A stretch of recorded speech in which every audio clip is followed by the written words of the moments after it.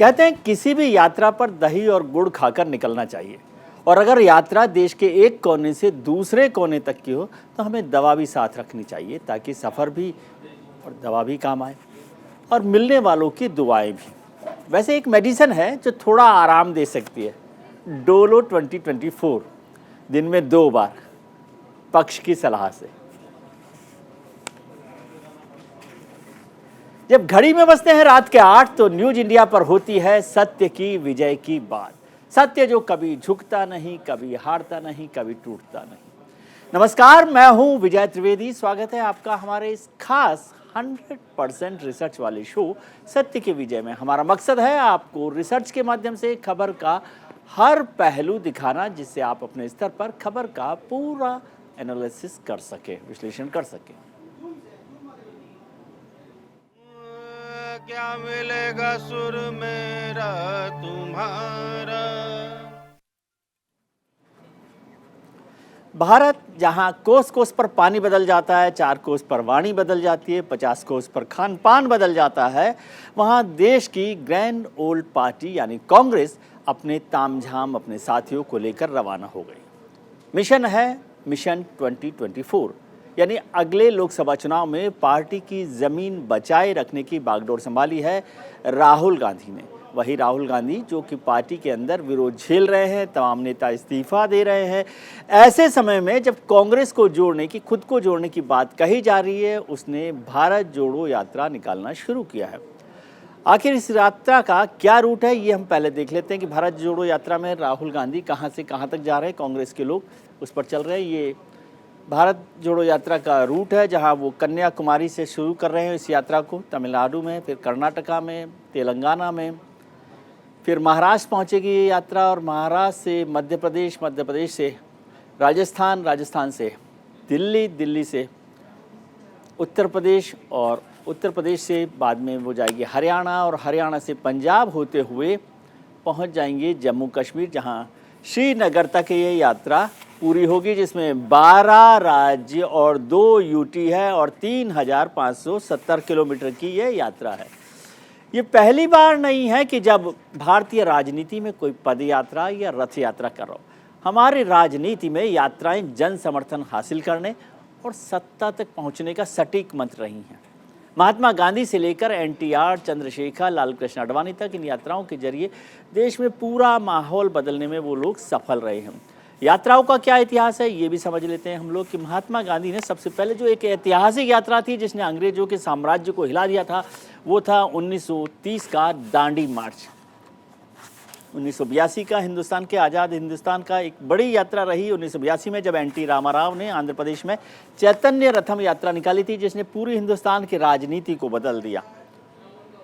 उसके बाद 1983 में चंद्रशेखर, जिन्हें युवा तुर्क कहा जाता था, उन्होंने भी कन्याकुमारी से कश्मीर तक की पद यात्रा की थी, और उससे चंद्रशेखर का व्यक्तित्व एक पूरी तरह से बदलाव आ गया था। 1985 में बाबा आमटे, जो सामाजिक कार्यकर्ता थे, उन्होंने एक बड़ी यात्रा निकाली, उस भारत की एकता यात्रा, वो भी भारत जोड़ो यात्रा थी उसका नाम भी।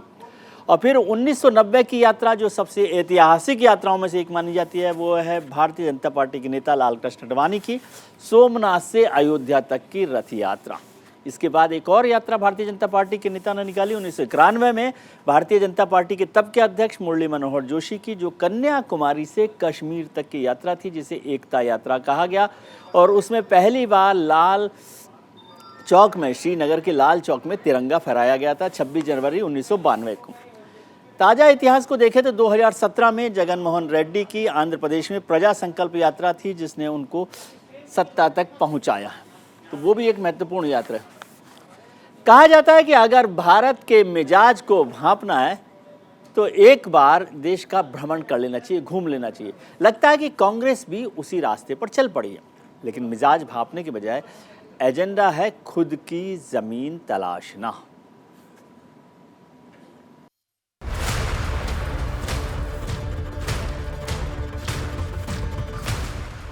जब जब भारत के भूगोल और राजनीति की बात की जाती है तो कन्याकुमारी और कश्मीर का जिक्र जरूर आता है।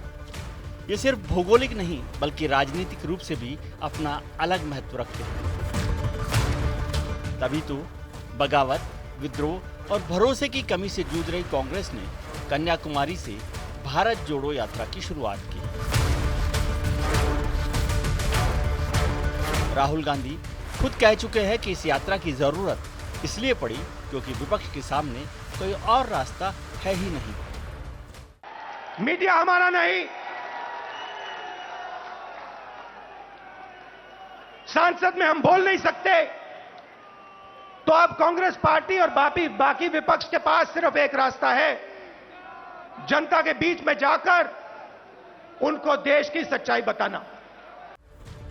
सत्ताधारी भारतीय जनता पार्टी ने भारत जोड़ो यात्रा पर तंज कसते हुए कहा कि यह गांधी परिवार बचाओ आंदोलन है और कुछ नहीं। मोटी बात यह है मित्रों कि यह परिवार को बचाने की यात्रा है। ये परिवार का पार्टी पर नियंत्रण बना रहे, उसके लिए यात्रा है।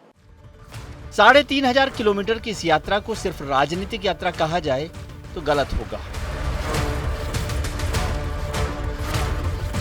कुछ इसे कांग्रेस का अस्तित्व बचाने की यात्रा भी कह रहे हैं। लेकिन भारत को जोड़ने से पहले जरूरी है कि भारत को समझा जाए। Bureau report, news India.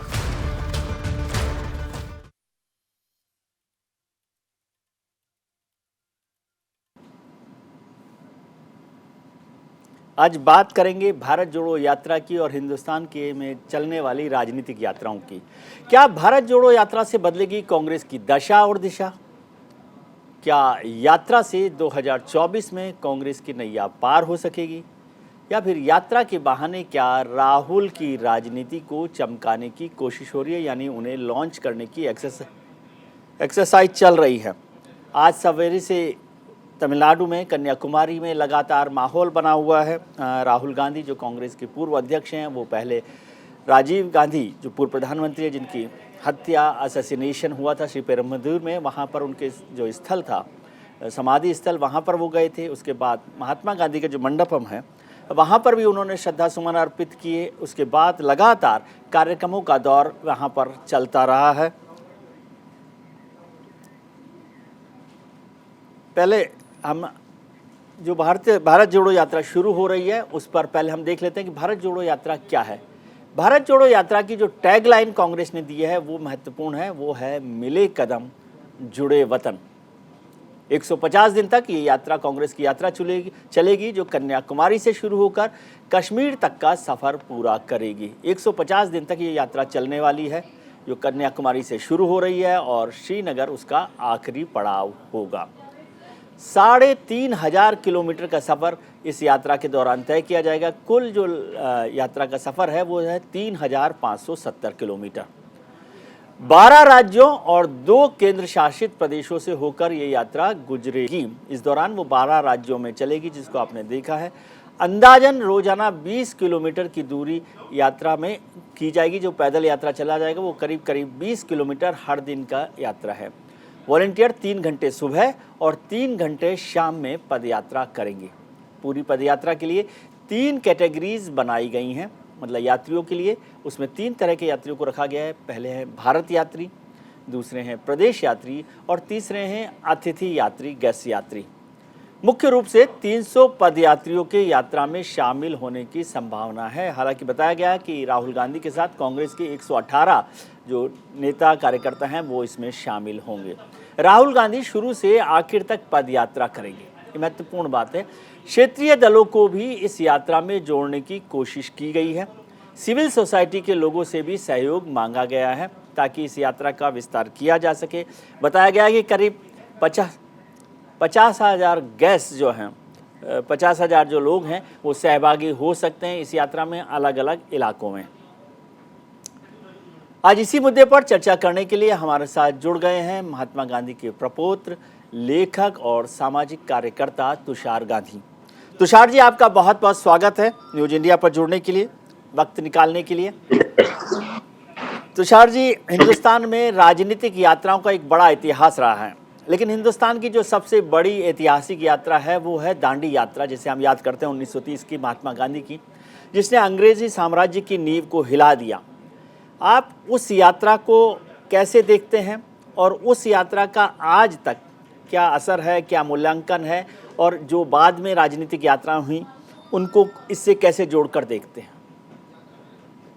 और मुझे लगता है कि भारत की संस्कृति में यात्राओं का एक बहुत बड़ा महत्व हमेशा रहा है और जी। उसका उपयोग अच्छे तरीके से भी किया गया है और बुरे मकसद से भी उसका उपयोग उतना ही सफलतापूर्वक किया गया है। अगर एक तरफ बापू की दांडी कूच या नोआखाली टिपेरा में शांति कूच जो जी। उन्होंने की थी जी। वो हम याद करें तो दूसरी तरफ अमरनाथ से अयोध्या तक की जो सोमनाथ से। राम यात्रा करके इस देश के विघटन के प्रोसेस को शुरू करने का जो प्रयास किया गया वो भी हमारे पास उसका भी उदाहरण है। तो भारत के इतिहास में यात्राओं का उपयोग कई तरीकों से किया गया है। आजकल मॉडर्न इतिहास में ये भी देखा जाता है कि यात्राओं का फायदा चुनावी भी बहुत होता है। हमने कई चुनावों में देखा है कि जब नेताओं ने जनसंपर्क यात्रा द्वारा किया तो उनको उसका बहुत फायदा मिला है। तो मुझे लगता है ये हमारे कल्चर के साथ जुड़ी हुई एक बात है। जब रास्तों पे लोग आ जाते हैं और चलते हैं और जनसंपर्क करते हैं तो जो एक जनता को उनके साथ जो कनेक्शन लगने लगता है उसका असर आज के ज़माने में भी जब सोशल मीडिया की रीच हर किसी की जेब तक पहुंच गई है तब भी मुझे लगता है कि इस तरह से यात्राओं का असर आज भी उतना ही प्रकट है। जी, लेकिन गांधी की जो यात्रा है उसने एक ऐसा बड़ा मैसेज दिया था कि आज तक हम उसको एनकैश करना चाहते हैं कि यात्राओं से सत्ताओं को हिलाया जा सकता है। जब बापू ने अंग्रेजी साम्राज्य को हिला दिया है, लेकिन क्या उसका जो एक मैसेज था, उसका जो एक क्या कहना चाहिए क्रेडिबिलिटी थी, इंटीग्रिटी थी, उसको कैसे आप देखते हैं? बापू के एक मैसेज को, दांडी मार्च को आप कैसे समझा सकते हैं आज? देखिए, इसमें मेन बात ये थी कि उसमें करने वाले की क्रेडिबिलिटी पे कोई शंका किसी को थी नहीं। जी। बापू खुद चले थे और बापू के मकसद और इरादों पर किसी न को तब कोई शक कर सकता था न आज। हाँ, आज मोटिवेटेडली बापू को की घृणा करवाई जाती है, पर आज भी जब मूल्यों की बात आती है, आदर्शों की बात आती है, आस्था की बात आती है तो बापू पे वो तोहमतें नहीं लग सकती है। तो वो जो क्रेडिबिलिटी थी वो एक उस इंडिविजुअल की थी। पर मुझे लगता है कि साथ साथ हिंदुस्तान में एक महिमा है इस तरीके से स्वतः को कष्ट देकर कुछ चीज करना, उसको हम तपश्चर्या के साथ जोड़ देते हैं, इसलिए उसका फायदा भी मिलता है। पर हम आज की ये जो मॉडर्न डे यात्राएं हैं उनको बापू की यात्रा के साथ इसलिए नहीं कंपेयर नहीं कर सकते कि बापू की जो यात्रा थी वो जनहित के लिए ही थी। उसमें कोई पॉलिटिकल मकसद नहीं था, उसमें कोई राजनीतिक मकसद नहीं होता था। भारत के स्वतंत्रता के लिए उन्होंने की थी। फिर नोआखाली टिपेरा में जब की तो इंसानियत को बचाए रखने के लिए उन्होंने वो शांति यात्रा की थी और बिहार में से भी उन्होंने वही किया था। और आखिर में जो उनकी एक अधूरी मंशा रह गई उनकी हत्या के कारण, वो ये थी कि पाकिस्तान में जाके इसी तरह से यात्रा करके जो पार्टीशन के कारण दिलों का बंटवारा हुआ था, उस बंटवारे को मिटाकर दिलों को जोड़ने के लिए वो यात्रा करना चाहते थे। उस तकलीफ के घावों को खत्म करने की कोशिश उनकी थी उसमें। बिल्कुल, और उनका ये भरोसा था कि इस तरह से लोगों के साथ के बीच में जाकर वो इलाज करवा सकते थे, कर सकते थे। वो उनको ये भरोसा, कॉन्फिडेंस था। और इसीलिए नोआखाली जैसे दुर्गम इलाके में भी अकेले चलने का व्रत लेके वो चल रहे थे, क्योंकि उनको ये भरोसा था कि उनमें वो शक्ति थी कि वो लोगों के अंदर जो नफरत की आग भभूक रही थी तब उसको मिटा सकते हैं अपने खुद के। और उनका ये एक ये फैसला भी था कि अगर वो नहीं कर सकता तो मेरा जीना कोई मायने नहीं रखता, तो वो करते करते मैं मर जाऊंगा। जी और ये भी बात लोगों को भी ये एहसास हो गया था कि भाई जी। हमारे बीच इस तरह से ये आ रहा है, तो तो ना सर, इसे हमारी नफरत से डर है, ना हमारे क्रोध से क्रोध डर है, से, और ना ही हमारी हैवानियत से ये डरता है। जी और उसके लिए उन सब चीजों का इलाज कर पाना उनके लिए बहुत आसान हो गया। जी। तुषार, मकसद को हम दूसरे नंबर पर लेता हूं मैं, मकसद पर, लेकिन क्या एक बड़ा काम तो होता ही है कि कोई भी यात्रा किसी भी मकसद से निकाली जाए, चाहे उसका पॉलिटिकल मकसद हो और पर्पस हो, लेकिन वो लोगों को कनेक्ट करने के काम में तो आती है और बिल्कुल आपको भी लोगों को बिल्कुल। समझने के काम में भी आती है। तो हिंदुस्तान को समझने के लिए यात्राओं का जो मकसद है, वो आप किस हद तक समझते हैं कि वो कामयाब होता है? उस तरह हम आगे बढ़ते हैं। देखिए, आज भी अगर हिंदुस्तान को समझना है तो सोशल मीडिया से हिंदुस्तान को समझा नहीं जा सकता। जी आप जब तक हिंदुस्तान के रास्तों पर नहीं उतरते, हिंदुस्तान की जनता के बीच में नहीं जाते, जी उनके पसीने की खुशबू नहीं लेते, उनके पसीने की खुशबू आप तक पहुंचती नहीं है, और आपके परिश्रम का अंजाम उनको दिखता नहीं है, तब तक वो एक जो कनेक्शन है वो नहीं बन पाता। और इसलिए ये बहुत एक आज भी एक बहुत अक्सीर प्रयत्न और एक अक्सीर इलाज है, जी जिससे आज आज के ज़माने में राजनीतिक लाभ ज़रूर मिलता है। और मुझे लगता है कि ये टू वे प्रोसेस है।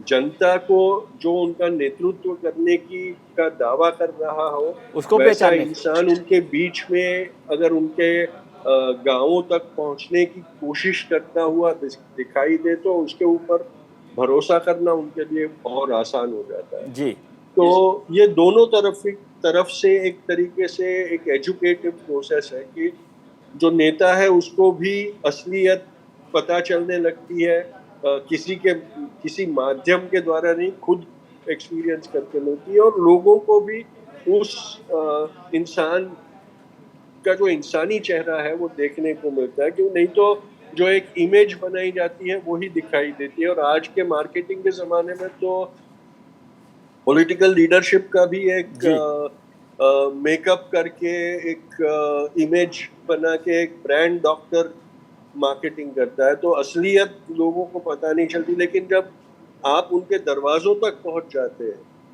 तो फिर उनको भी आपकी असलियत समझना समझ में आ आसान जाए। हो जाता है। जी और इसलिए ये जो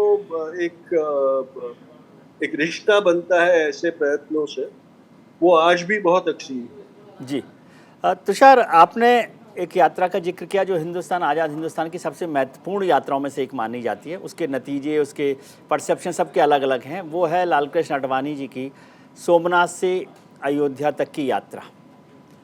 बहुत महत्वपूर्ण यात्रा रही और उसमें हज़ारों हज़ार लोग शामिल हुए, लाखों लोग शामिल हुए। बहुत सारे लोग उससे सहमत थे, बहुत सारे लोग सहमत नहीं थे, पार्टी में भी, पार्टी के बाहर भी। लेकिन उस यात्रा ने भी हिंदुस्तान को एक नया मोड़ दिया, राजनीतिक तौर पर भी, सामाजिक तौर पर भी। आप उसे कैसे देखते? नफरत की शुरुआत थी हिंदुस्तान में। जो आज हम नफरत का एक फिल्म देख रहे हैं, एक नफरत की राजनीति देख रहे हैं, जी उसकी शुरुआत उस यात्रा से की गई थी। और सिर्फ वो यात्रा उसका एक मैनिफेस्टेशन था। वो नफरत फैलाना उसके बहुत पहले से बहुत सिस्टमैटिकली किया गया था। और पर वो जो यात्रा थी आडवाणी की, वो नफरत की राजनीति की शुरुआत थी हिंदुस्तान, आजाद हिंदुस्तान। लेकिन लोगों ने बहुत सपोर्ट किया था उस यात्रा को। मैंने भी उस यात्रा को कवर किया है। तो हज़ारों हज़ार लोग दिन रात जो है आडवाणी के रथ यात्रा को देखने के लिए या उनसे मिलने के लिए आया करते थे। वो रथ देखने निकले थे या आडवाणी का मैसेज सुनने निकले थे, वो पता नहीं है, क्योंकि जिस तरीके से वो रथ बनाया गया था उस जमाने में, वो भी एक नॉवेल्टी थी। जी तो सर्कस का भी, जब सर्कस की गाड़ी जाती है तो उसके पीछे 50 लोग तो दौड़ते हुए दिखाई देते ही है मेरा रास्ते। जी। तुषार, अभी इस दौरान बहुत सारी पॉलिटिकल यात्राएं हुई। हमने एनटी रामाराव का भी जिक्र किया, देवीलाल जी का भी जिक्र किया, जगन रेड्डी का भी जिक्र किया, वाईएसआर का भी घटना है, फिर उसके चंद्रशेखर। पहले वाईएसआर रेड्डी ने पूरे आंध्र प्रदेश में जी। यात्राएं करके अपनी राजनीति जमाई थी आंध्र जी। प्रदेश में। चंद्रशेखर ने भी पैदल यात्रा की कन्याकुमारी से दिल्ली तक की। और मैं एक और यात्रा में शामिल हुआ, वो बाबा आमटे की यात्रा थी, जो भारत जोड़ो यात्रा थी। तो वो भी एक अलग तरीके के सामाजिक परिवर्तन की यात्रा थी, वो पॉलिटिकल यात्रा नहीं थी। लेकिन आज एक ही यात्रा थी जिसमें कोई पॉलिटिकल मकसद नहीं था। जी जी। लेकिन आज जब हम बैठे हुए हैं, आज शाम को कन्याकुमारी से एक और बड़ी पॉलिटिकल यात्रा शुरू हुई है, उसका नाम भी भारत जोड़ो यात्रा रखा है। राहुल गांधी साहब उसको लीड कर रहे हैं, कांग्रेस के लोग जा रहे हैं, उसमें सिविल सोसाइटी के लोग भी उसमें शामिल होंगे, ऐसा बताया गया है। क्या आप समझते हैं इस यात्रा का मकसद, क्या वो भारत जोड़ो का मकसद पूरा कर रही है? फिर बहुत सारे लोगों ने कहा कि भारत टूटा ही नहीं है, भारत जोड़ने की ज़रूरत कहाँ है?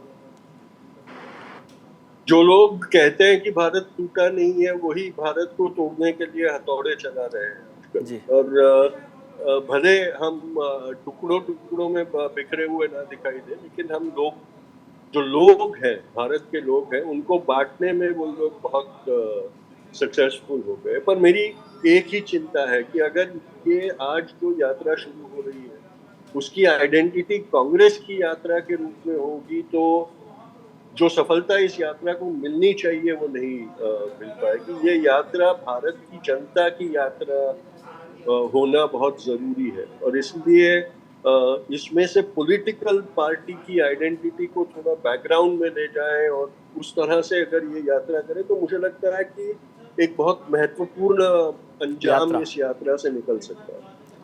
आपको लग रहा है कि ऐसा होगा, या इसका मकसद जो है भारत जोड़ो है या कांग्रेस जोड़ो है? कुछ लोगों ने कहा कि भारत जोड़ने से पहले तो कांग्रेस जोड़ने की ज़रूरत है, उस पर काम किया जाता। फिर कुछ लोगों ने कहा कि ये कांग्रेस में राहुल गांधी साहब के रीलॉन्च की यात्रा है। मुझे उसमें कुछ गलत नहीं लगता। अगर ये मकसद भी हो कि सिर्फ राहुल की लीडरशिप को लॉन्च करने के लिए भी ये यात्रा की जाती है, तो मुझे उसमें कोई बुराई नजर नहीं आती है। वो पार्टी का एक ये है, लेकिन मुझे लगता है कि आज के हालात में देश के बीच, देश के लोगों के बीच जाके दिलों को जोड़ने का मैसेज देने की बहुत जरूरत है, क्योंकि आज हम नफरत के गुलाम बन गए हैं। हमारे देश में नफरत का राज चल रहा है जी। और ऐसे ही प्रयासों से नफरत को मिटाने में हम कामयाब शायद हो सकेंगे, क्योंकि अगर नफरतों की जो राजनीति हमारे देश पर थोपी गई है उसे हम हराते नहीं हैं जी, तो ये मुल्क का बचना नामुमकिन हो जाएगा। और इसलिए मुझे लगता है कि ऐसे और प्रयत्न होने चाहिए। और अगर इसका मकसद सिर्फ पॉलिटिकल गेन्स नहीं है, तो इसको एक्सक्लूसिवली किसी पार्टी की यात्रा नहीं, इसकी आइडेंटिटी किसी पार्टी की यात्रा के स्वरूप में नहीं होनी चाहिए। ये एक जनता में उठा हुआ एक ओपिनियन और जनता का मकसद करके अगर दिखाए तो इसका असर ज्यादा होगा। आपको संभावना लग रही है? छोटा सा जवाब मैं चाहता हूँ। प्रार्थना है और आशा है। चलिए, बहुत बहुत धन्यवाद आपका तुषार जी कि आपने वक्त निकाला और हमें इस बारे में जानकारी दी। बहुत शुक्रिया आपका न्यूज इंडिया से जुड़ने के लिए। बात कन्याकुमारी की हो रही है, भारत जोड़ो यात्रा, राहुल गांधी साहब की कांग्रेस की यात्रा की चर्चा हो रही है। मेरे सहयोगी रवि सराफ इस समय कन्याकुमारी में है, जहां पर ये यात्रा शुरू हो रही है। रवि, आप किस तरह से इस यात्रा को देख रहे हैं? क्या माहौल है? क्या आपको लग रहा है कि ये सिर्फ कांग्रेस की या राहुल गांधी की रीलॉन्च यात्रा है, या उसका मकसद वाकई भारत जोड़ो या कुछ जनता से जुड़ने का है?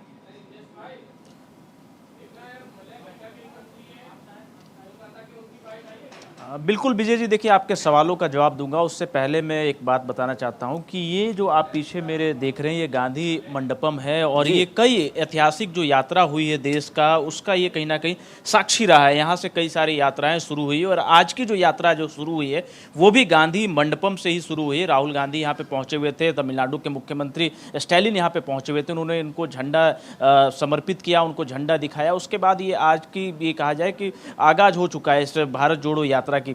कल तक कांग्रेस पार्टी के जो तमाम नेता थे वो इस बात से बच रहे थे कि पार्टी का ये यात्रा है या राजनीतिक यात्रा है, पर आज तमाम नेताओं के सुर बदल गए। सभी नेताओं का ये कहना है कि कांग्रेस पार्टी एक राजनीतिक दल है, तो ऐसे में अगर हम कोई यात्रा कर रहे हैं या कोई कार्यक्रम करते हैं तो जाहिर सी बात है उस यात्रा का, उस कार्यक्रम का कहीं ना कहीं राजनीतिक लाभ हानि भी लेने की जरूरत होती है, क्योंकि राजनीतिक दल हैं। तो बहुत लाजमी है, एक शुरुआत जो है दक्षिण से कांग्रेस पार्टी ने किया है और लोकसभा चुनाव के लिहाज से बहुत महत्वपूर्ण है और कांग्रेस पार्टी को लगता भी है कि दक्षिण से जो है ज़्यादा संख्या में सीटें वो निकाल सकते हैं। हालांकि सीटों की अगर संख्या की बात करें तो ज़्यादा नहीं है, पर कहीं ना कहीं यहाँ पर फोकस ज़्यादा किया जा रहा है। इसी वजह से कन्याकुमारी से कश्मीर तक की यात्रा शुरू की गई है और 24 के लिए बहुत ही महत्वपूर्ण यात्रा है कांग्रेस पार्टी के लिए। और तमाम नेताओं का कहना है कि एक बार फिर से राहुल गांधी की वापसी होनी चाहिए और उसकी मांग पार्टी के जो नेता हैं वो कन्याकुमारी से भी कर रहे हैं। जी, ये खास बात है। रवि सराफ जो है